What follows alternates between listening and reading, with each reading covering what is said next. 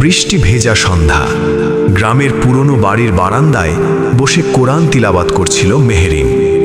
সাদা হিজাবে শান্ত মুখ, পাশে জ্বলছিল ছোট্ট একটি প্রদীপ। রাস্তার ওপাশে দাঁড়িয়েছিল আরিয়ান। ভেজা কাপড়ে কাঁপছিল, কিন্তু চোখে ছিল অনুতাপ। একসময় সে মেহেরিনকে ছেড়ে শহরে চলে গিয়েছিল, টাকা, নাম আর স্বপ্নের পিছনে। যাওয়ার সময় বলেছিল, ভালোবাসা দিয়ে জীবন চলে না। আজ সব হারিয়ে সে ফিরে এসেছে।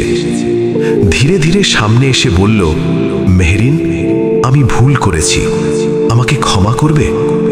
মেহেরিন কোরআন বন্ধ করে তাকালো, চোখে জল, ঠোঁটে নীরবতা।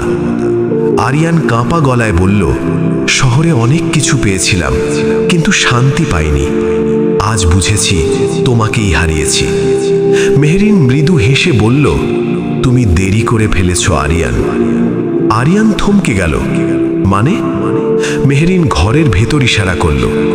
ভেতরে দেয়ালে টাঙানো ছিল কালো কাপড়ে মোড়া একটি ছবি, তার বাবার।